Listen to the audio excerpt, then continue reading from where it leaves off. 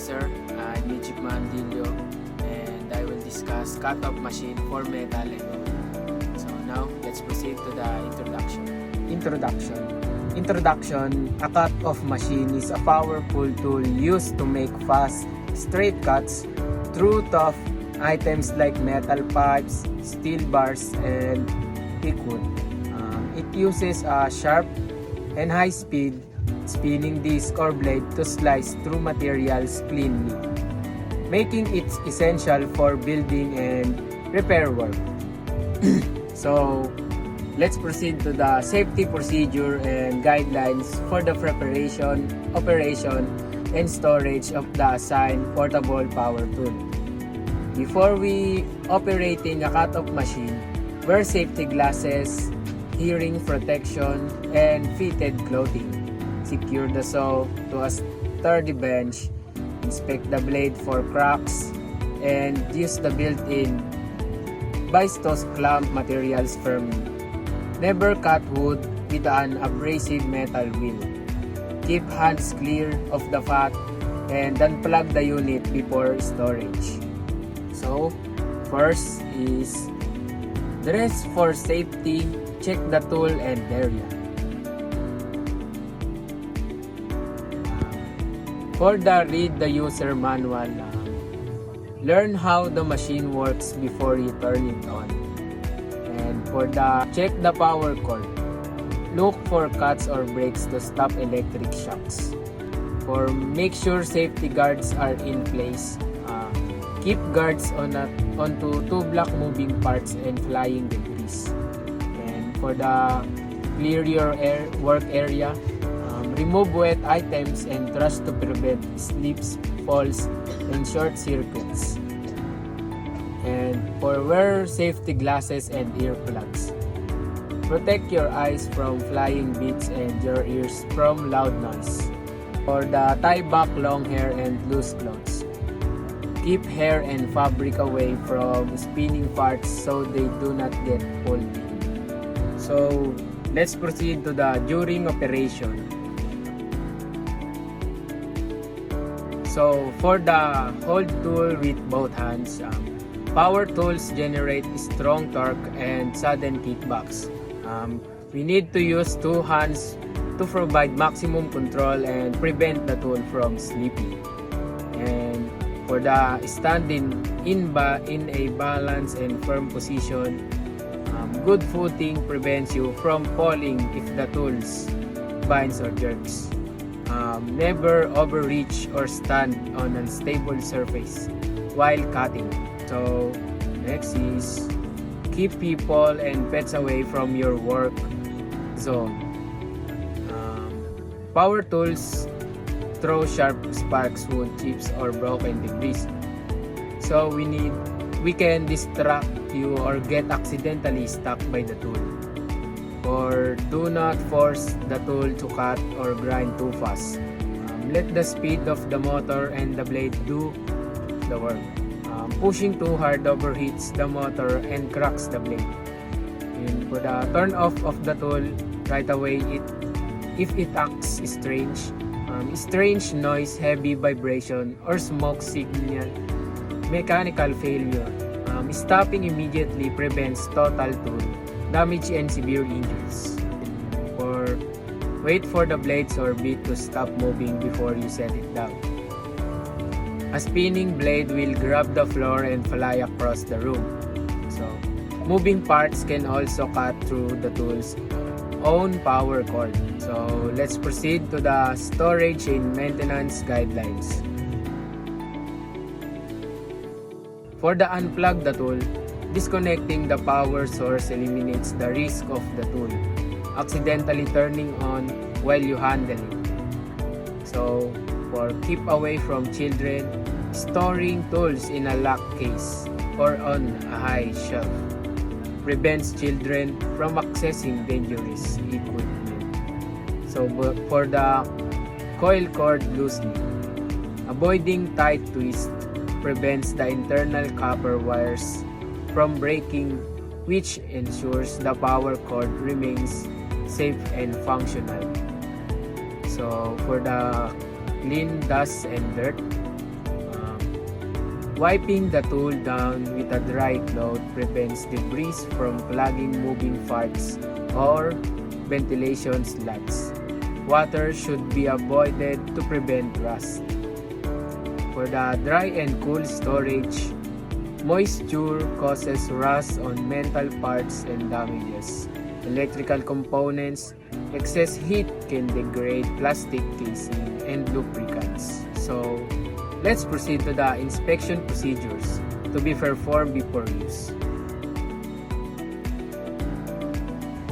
Before using a cut-off machine for metal and wood, inspect the tool for damage, secure the correct blade or abrasive disc for the material, mount accessories tightly, and plug it into a properly grounded power source that matches the motor voltage requirements.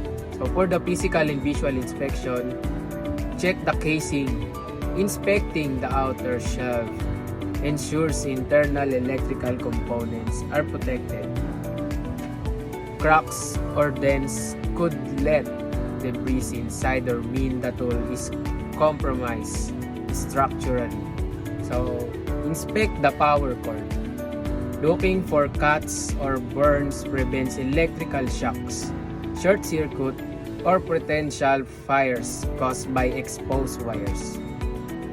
So, for the examine the plug, bent or corroded prongs can cause poor electrical connection, overheating, or spark hazards. So, to test the switches. A sticking power trigger is dangerous because the total tool might not turn off when you let go.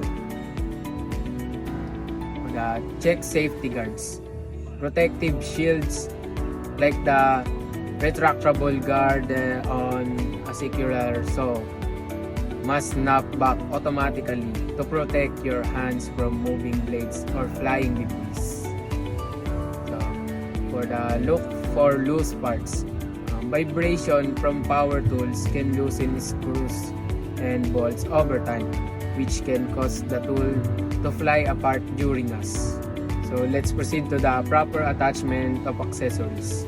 For the proper attachments of accessories, disconnect the power, unplug the cord or remove the battery so the tool cannot turn on by accident while your hands are near moving parts. So for the match specs exactly, check that the accessory size, shape, and RPM rating meet or exceed the tool maximum speed to keep it from breaking under high pressure.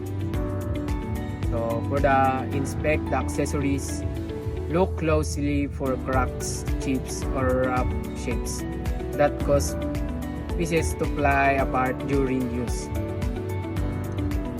Use proper tools. Tighten parts with the correct factory range to avoid damaging the locking nuts or slipping with pliers. Check the rotation.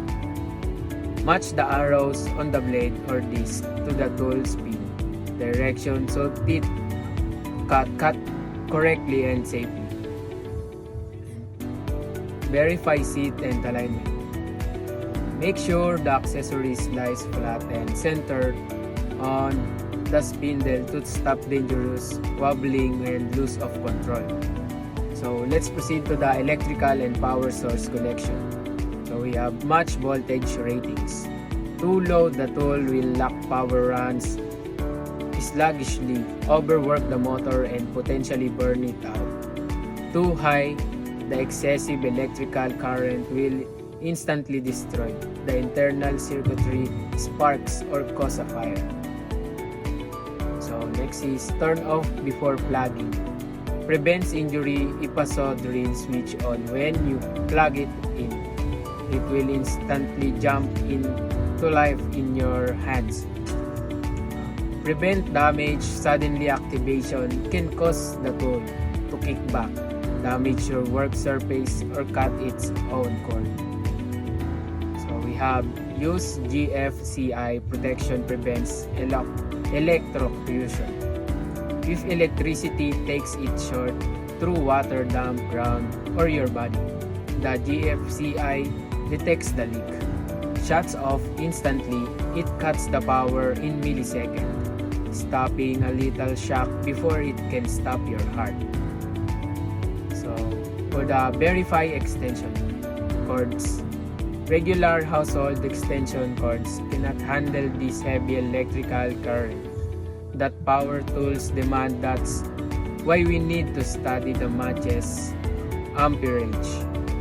Heavy duty cords have thicker copper wires that let high current flow freely without resistance. For the uncoil completely, leaving an extension cord tightly coiled or wrapped around a reel while in use creates a hidden hazard. Prevents heat buildup. Electrical currents naturally generates heat. A tightly coiled cord straps this heat inside bundles. Eliminates resistance. Coiled wires acts like an inductor, creating magnetic resistance that drops the voltage reaching your tool. So let's proceed to the image of the assigned portable power tool. We have on and off switch, handle, cutting wheel, motor, spindle, base plate, cable, and blade guard. So let's proceed to the on and on switch. On and on switch. This is a standard two-step safety mechanism designed to prevent accidental startups of power tools like saw, lawn mowers, or drills. So for the handle, a cut-off machine or chop saw for metal typically features a D-shaped loop handle or an inline horizontal bar handle equipped with a trigger switch. So for the motor, a motor machine for metal and wood is motorized power tool that uses an electric motor to spin, cut, grind, or shape both metallic and wooden materials. For the cutting wheel, a cutting wheel is a thin, rotating, abrasive disc designed to slice straight through materials along its outer edge. So for the blade guard, a blade guard for metal and wood cutting tools is a physical safety shield, often clear plastic or sturdy metal that covers exposed spinning saw and blades. The base plate. A base plate is a flat piece of metal, usually structured steel, attached to the bottom of a post, column, or pole. It acts the critical bridge between a vertical support member, whether made of metal or wood, and a hard foundation like concrete, brick, or stone. So that's all for our topic, and thank you.